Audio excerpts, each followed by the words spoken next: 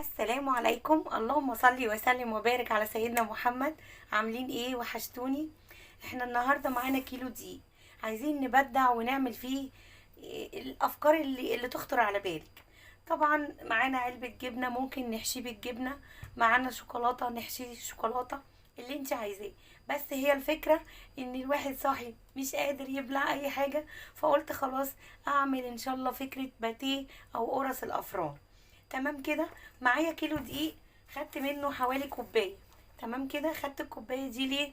علشان هعملها بفكرة جديدة. الفكرة الجديدة عبارة عن ايه؟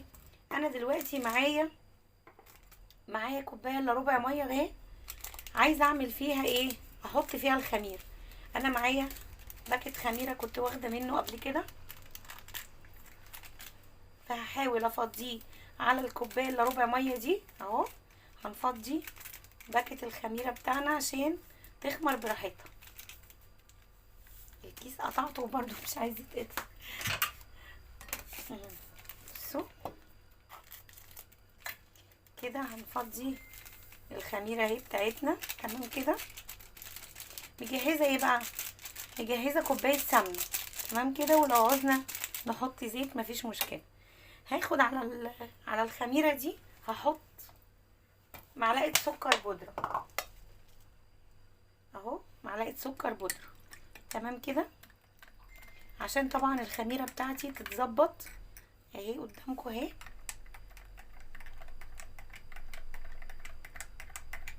اهي. تمام كده.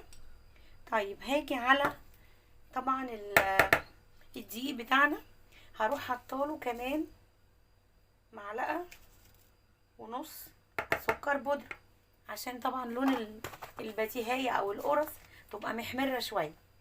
معايا كمان ايه؟ كيس لبن بودرة. اللبن البودرة ده بيودي العجينة ايا كانت، حتى لو بيتزا اهو. بصوا، وممكن نعمل منها كمان بيتزا. يعني الفكرة ان انت بتعملي عجينة تبقى لكل حاجة.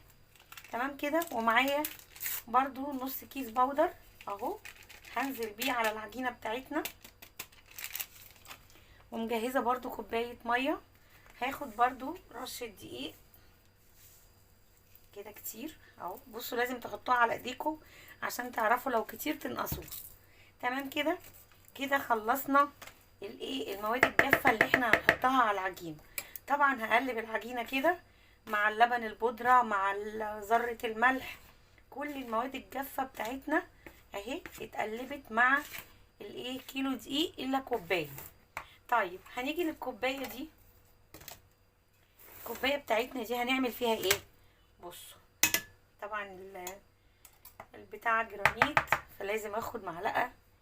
هاجي على كوباية الدقيق دي، معايا دلوقتي مية سخنة اهو، هنزل بيها اهي.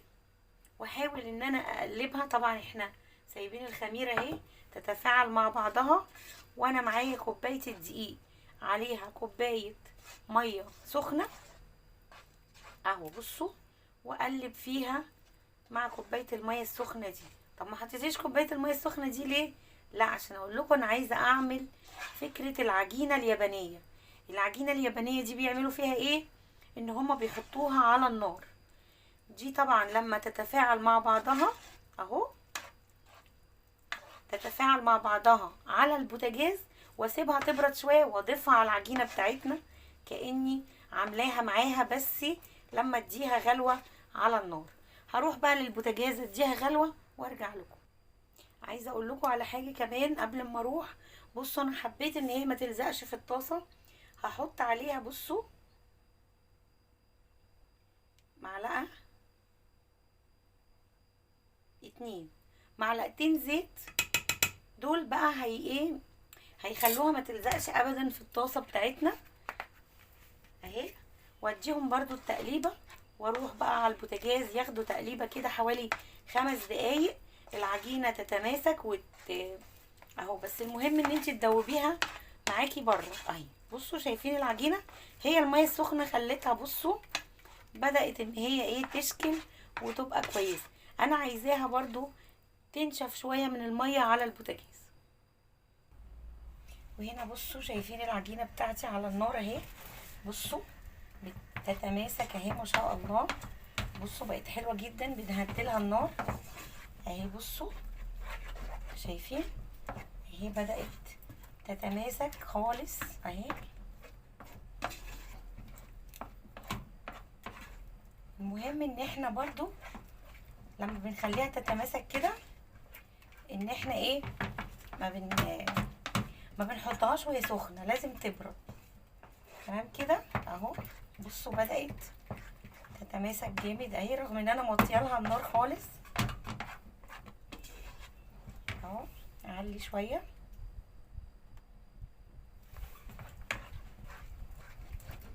اهو. انا كده بخلي العجينه تتفاعل بسرعه، يعني انا مش هسيبها تخمر اهو. شايفين شكل العجينه اهي. وطبعا معلقتين الزيت خلوها بصوا ما بتلزقش خالص اهو. بصوا شايفين. هسيبها بقى تبرد هنا وهرجع بقى للعجينه بتاعتي اهو. هطفي عليها، هرجع بقى للعجينه بتاعتنا هنشوف هنعمل فيها ايه.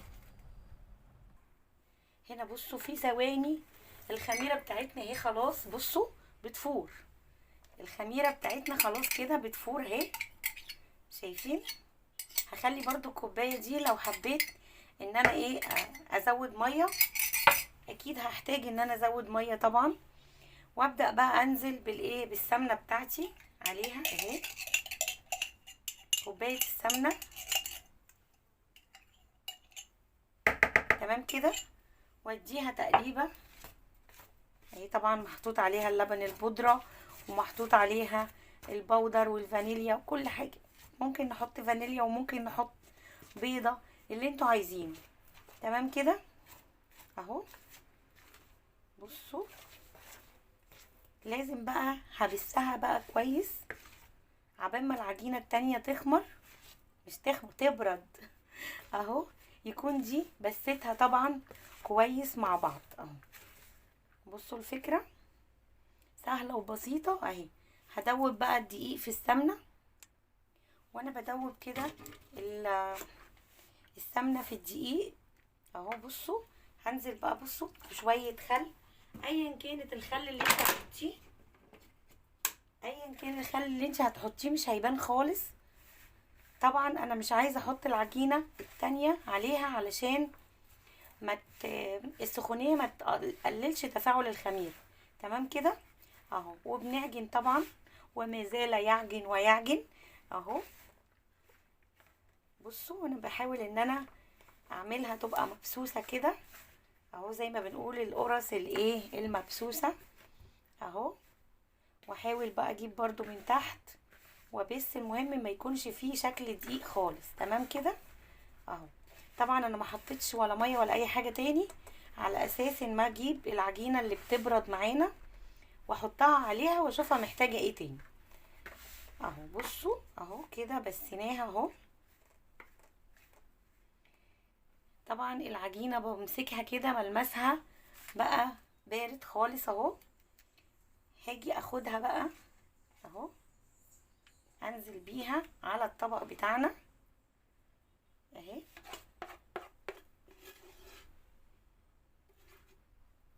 اهي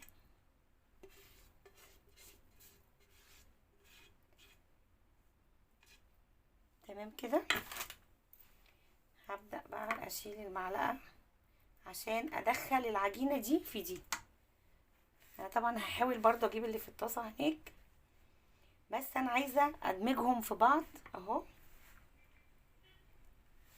هجيب من اللي تحت لانها طبعا بصوا لزقت في ايدي اهي.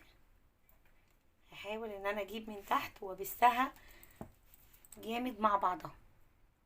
وهنا طبعا انا جبت كوبايه ميه دافيه برضو وهنزل عليها حبه بحبه كده لحد ما تاخد. وابدا برضو ان انا اعجن العجينه لانها كانت محتاجه برضو الايه الميه دي عشان تلم مع بعضها. ماشي اهو. هبدا برضو الم حبه بحبه كده اهو. لازم انزل اجيب اللي تحت ويتعجن مع اللي فوق كويس قوي اهو. هتحتاج برضو شويه كمان اهو. اهو. بصوا بقى الحاجه اللي بتنجح اي عجينه، بصوا بعد ما تعجنيها وخلاص بمقاديرك وكل حاجه، بتجيبي على كف ايدك كده حوالي معلقتين كمان سمنه، وبصوا دي منها فطامه للعجينه، وفي نفس الوقت بتخلي العجينه معاكي حلوه وطريه وجميله.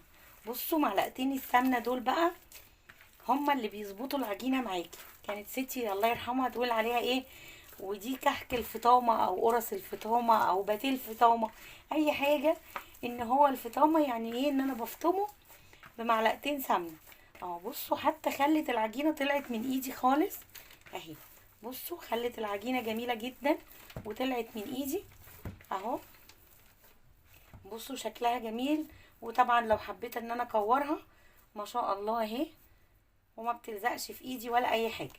تمام كده هسيبها بقى. طبعا انا ما كملتش كوبايه الميه، خدت حوالي اقل من، لا اكتر من نصها شويه. تمام كده خلاص كده احنا خلصنا العجينه، ونبدا بقى نستعد بايه، ان انا مثلا دلوقتي هغطيها مثلا بالايه، بالطاسه بتاعتنا دي كده، واركنها على جنب، وابدا استعد بالايه، بالمفرش السيليكون، واشوف انا هحشيها بايه.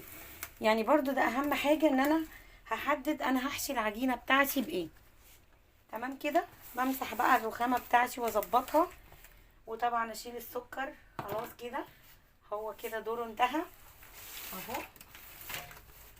ونبدا بقى نستعد بالايه، بالمفرش السيليكون بتاعنا اللي هنعمل عليه العجينه بتاعتنا.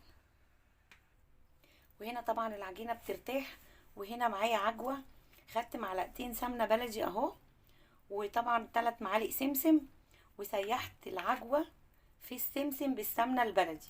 تمام كده هحاول ان انا بقى اكورها كور كده، او اعملها زي صوابع الكفته، عشان نعمل منها الباتيه بتاع الايه، الافران، اللي هو الباتيه شكل المنين يعني.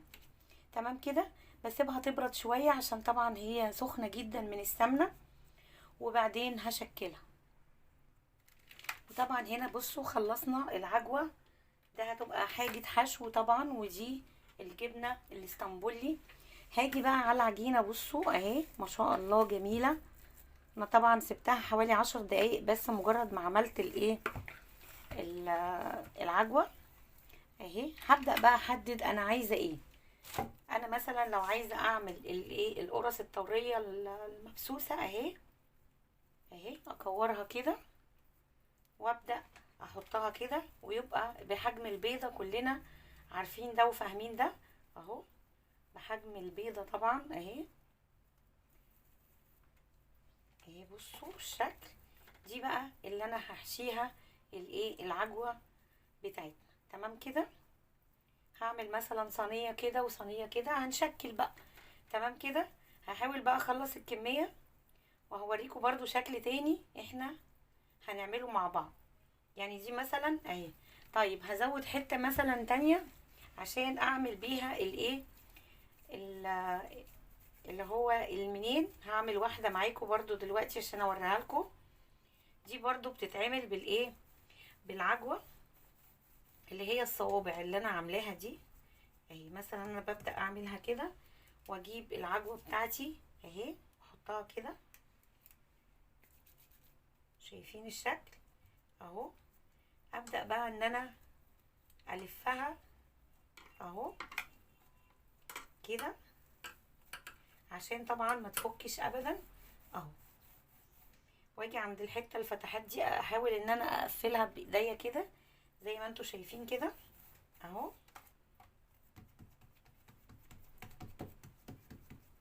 اهي بصوا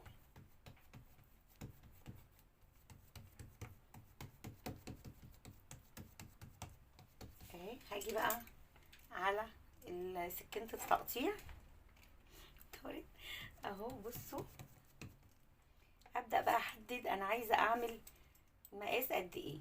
بصوا اهي طبعا المقاس ده معقول اهو، اهي مظبوطه كده حلوه، شايفين؟ والعجوه فيها طبعا زهره وشكلها حلو. دي بقى بالنسبه لدي، عشان ما اضيعش برضو وقتكم، ببطط الايه، العجوه كده، واعملها كده اهي. وعشان اميز ان دي معموله بالعجوه اهو، طبعا ببططها كده وهديها تكه كده وتكه كده اهو، مثلا بالشكل ده اهي. بصوا حتى العجوه بانت من الفتحه اللي انا عملتها علشان ما تقبش. شايفين الفكره؟ وممكن بدي اجي عليها بالشوكه. الشوك فين؟ اهي.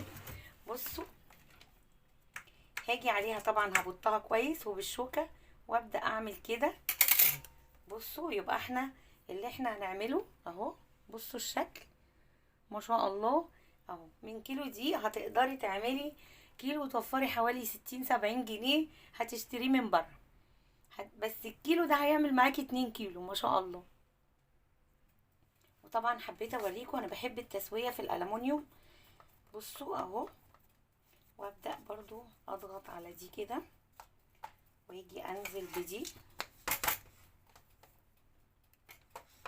اهو. طبعا التسويه في الالومنيوم وايضا الفرن تمام، كل الحاجات دي تبقى في بالنا اهو. اجيب بقى قطعه من العجينه كده واكورها وابدا افتحها واحط منها قطعه من الايه، من العجوه اهو. بصوا طبعا الفرن قايد اهو تمام كده. افكر بقى عايزه اعملها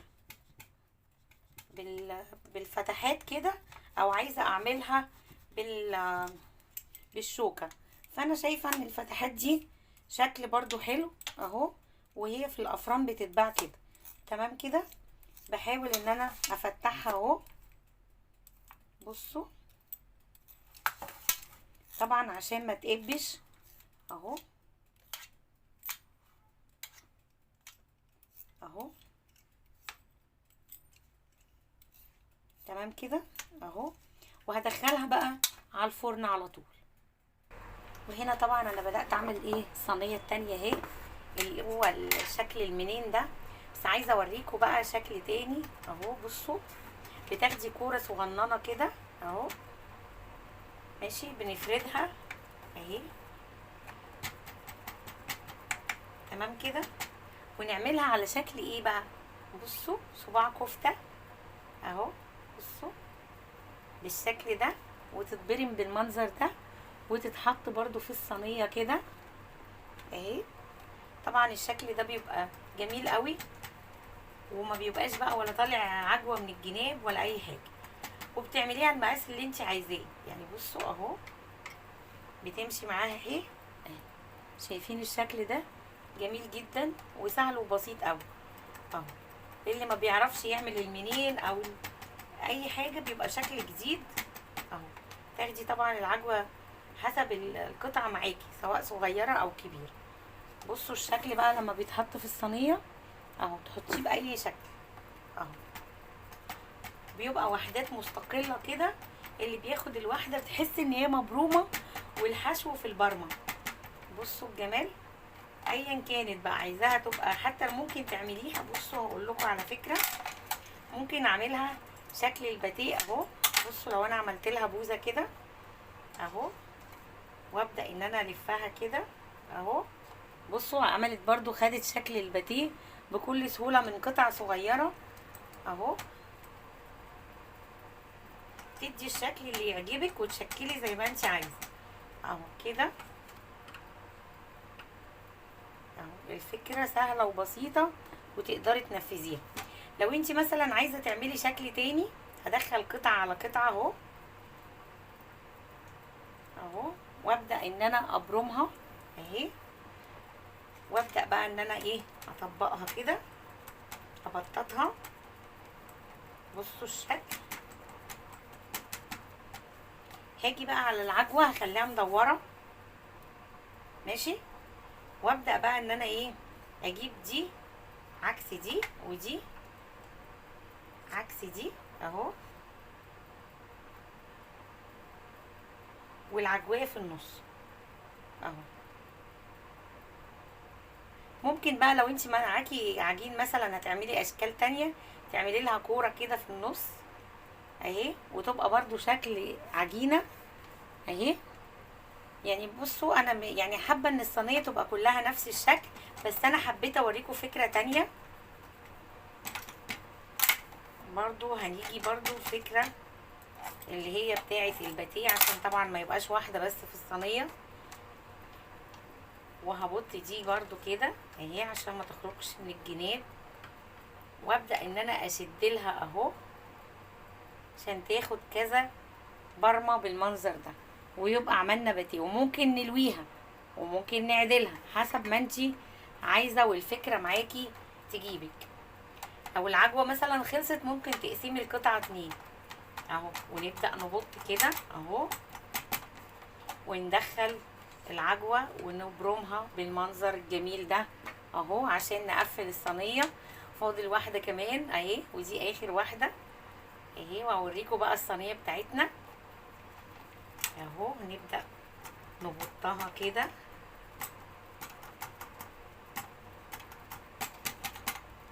عايزة اعملها برضو ببوزة اهو، واطول دي شوية بصوا اهي. يبقى احنا عملنا اشكال بقى اهو، شايفين؟ دي بقى الصينية بتاعتي اهي معانا. وتيجي بقى عند القطع اللي انت عملتيها اهو زي ما انتوا شايفين كده.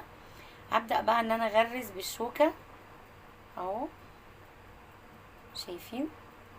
عشان تدخل بقى الفرن تبقى شكل طبعا جديد. يبقى انت من عجينة واحدة عملتي كذا فكرة وكذا شكل، شايفين اهو. طبعا دول مش عايزة اعملهم عشان دول بقى على شكل صوابع الايه الكفتة كده. هروح ادخلها الفرن وارجع لكم. وهنا طبعا بنعمل شكل تاني بالجبنة اهو. بصوا بجيب بقى الجبنة وابدأ انزل كده اوزعها كده اهو، تمام. وابدأ ان انا ايه الف على الجبنة كده، اقفل عليها بصوا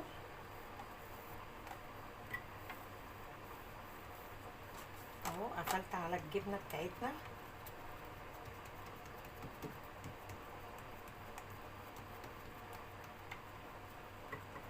وابدأ بقى ان انا اهو اقطع قطع كده. بصوا شكلها واخده شكل اهي، ايا كانت بقى القطعه كبيره صغيره اي حاجه اهو. واقدر ابطها تاني اهو. بصوا الجبنه بتخرج اهو، شايفين؟ ما بياخدش منك اي وقت اهو. نبدأ بقى نرص بسرعة عشان ندخل الفرن طبعا. بصوا الشكل، شايفين؟ وما خدتش معايا حاجة بصوا، في منتهى الجمال. وهتعملي قطع كتير وهتعملي الاشكال اللي انتي نفسك فيها اهو. ونعمل بقى قطعة كمان وارجع لكم. وهنا طبعا بصوا انا عملت القطعة عشان مضيعش وقتكم اهي. عملتها وحطيت فيها الجبنة وظبطتها اهو،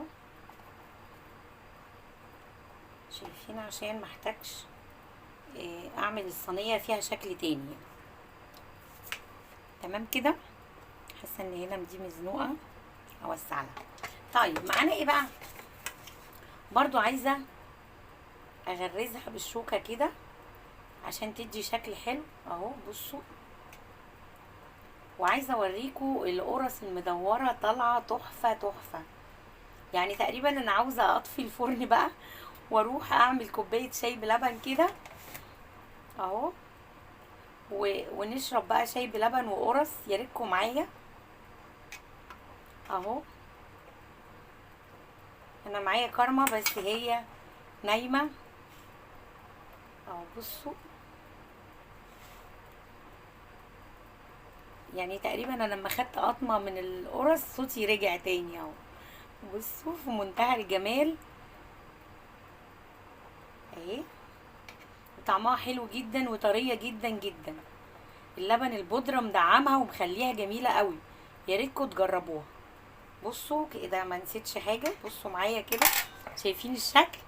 طبعا عايزه هدخلها الفرن وانا معاكم اهو بدخلها، وعايزه اوريكم القرص بتاعتنا اللي طلعت. بصوا بصوا هشه من جوه ومفرغه، حلوه قوي. بصوا شكل الصينيه ما شاء الله. شوفوا لو انتوا هتجيبوا بقى ده من الفرن كده ما شاء الله هيكلفكم قد ايه. ولسه طبعا العجينه بخيرها.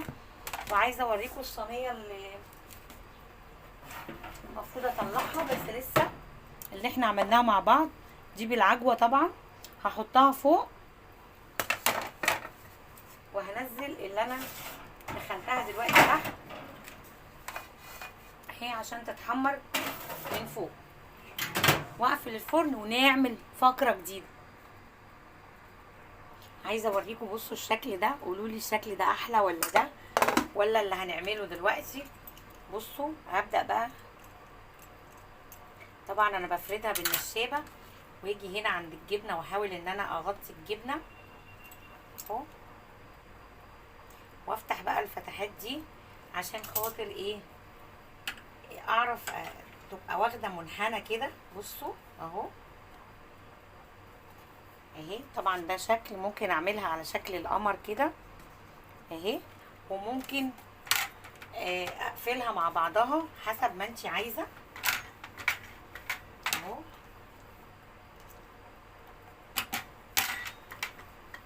تفردي العجينه زي ما انتي عايزه بالسمك اللي انتي عايزاه اهو، وتفتحيها بقى بس مش للاخر. بصوا الفتحه اهي مش للاخر ماشي. واجي بقى بمعلقه الايه الجبنه بتاعتنا انزل بيها اهو، وابدا برضو اقفل عليها عشان ما تخرجش من الفتحات بتاعتنا اهو، وامشي معاها للاخر واهو. بصوا الشكل، بصوا الشكل عن قرب. ايه رايكم في الفكره؟ هي فكره سهله وبسيطه وفي نفس الوقت هتبقى شكلها حلو جدا. هخلص الصينيه وارجع لكم. وهنا بصوا بقى الصينيه اللي احنا عملناها دلوقتي بالجبنه، بصوا واخده شكل دائري، شكلها تحفه. بصوا شايفين الشكل ما شاء الله، تحفه تحفه. بصوا دلوقتي كمان الصينيه اللي احنا عملناها اهي، بصوا دي عملتها على شكل ايه ميني سندوتش بالجبنه اهو. عملت برضو منها شكلين، وده هنا 4 اشكال وهنا 5 اشكال. هدخلها بقى الفرن واوريكم بقى كل الاشكال اللي احنا عملناها. لسه في بقى حته عجينه انا دي عايزه اعملها بشكل مختلف. ايه بقى هعملها بايه؟ طبعا كارما بتحب الشوكولاته، فقلت خلاص انا هجيب الايه النوتيلا، وهحاول ان انا اعمل لها كرات كده زي القرص دي بس كرات صغننه. هنعملها دلوقتي مع بعض اهو. هي بقى خلاص قطعه العجينه الاخيره دي معايا، هعملها كرات صغيره خالص اهي قد البليه. بصوا صغننين خالص خالص. انا عايزه اقول لكم انا عملت من الكيلو دقيق عملت اشكال مش هتتخيلوها خالص. بصوا الكرات الصغيره دي، وممكن احط لها كمان الشوكولاته الشيبس اهو. هنعمل كرات صغننه خالص اهي، وابدا بقى ان انا احط بقى بالسكينه طبعا عشان الشوكولاته دي نوتيلا سايله اهو. هاجي بقى بقطعه كده احطها. كارما صحيت على كلمه الشوكولاته بتاعتها.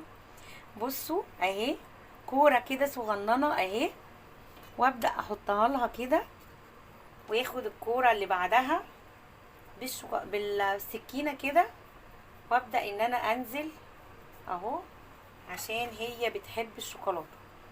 يبقى عملنا القرص وعملنا الميني ساندويتش وعملنا البنين، وكل ده من الكيلو دقيق.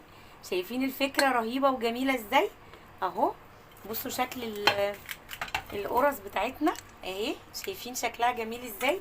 وهنعمل دلوقتي الايه القطع الصغيره من الشوكولاته كده اهو. هعمل واحده كمان معاكم اهي. بصوا بتحطيها كده، لو شوكولاته شيبسي برضو هتنفع وهتبقى حلوه قوي. تمام كده. وابدا برضو انزل بيها كده اهو. عايزه تعملي لها شكل بالشوكه مفيش مشكله، بس حابه ان انا اوريكم الاشكال اللي احنا عملناها. بصوا انا حاسه بسعاده غامره، حاسه ان احنا مش معانا كيلو، ده احنا عاملين 3 كيلو ما شاء الله. بصوا شكل الكميه كده توحي ان احنا عاملين ما شاء الله كميه كبيره، وهي من كيلو بس. هطلع اللي في الفرن وارجع لكم. وهنا بقى ما شاء الله عايزه اوريكم الكميه، القرص المبسوسه الطريه، وهنا الباتيه بالجبنه، وهنا الباتيه والمنين بالعجوه، وهنا دلوقتي الكرات الشوكولاته. بس كارما بتقولي طب ما تعمليها فيها شكل، قلت خلاص هعمل لها شكل ازاي بقى. فقلت خلاص بالشوكه كده هجيبها. بصوا اغرز الشوكه من الجنب ده ومن الجنب ده، هتعمل الشكل ده. بصوا بتكه شوكه كده اهي، وارجع الف الصينيه واديها بالجنب ده اهي، شوكه من هنا وشوكه من الجهه المقابله ليها اهي، وتدي شكل برضو من مفيش يعني. بصوا اهو تدي شكل فراشه، تدي الشكل بقى اللي انتوا تحبوه. بس هي كفكره اهي. طبعا انا عامله سندوتش ميني سندوتش بالجبنه، الجبنه عماله باظت خالص اهو. هدخلها بقى الفرن لان دي قطعه الصينيه الاخيره، وارجع لكم بكل الكميه. وهنا بقى بصوا ما شاء الله كيلو دقيق عملنا كل الاشكال الجميله دي. اتمنى الفكره تعجبكم وتجربوها بطريقتي، وتشتركوا في القناه، وجودكم بيشرفني وينورني. اشوفكم بخير في الفيديو القادم.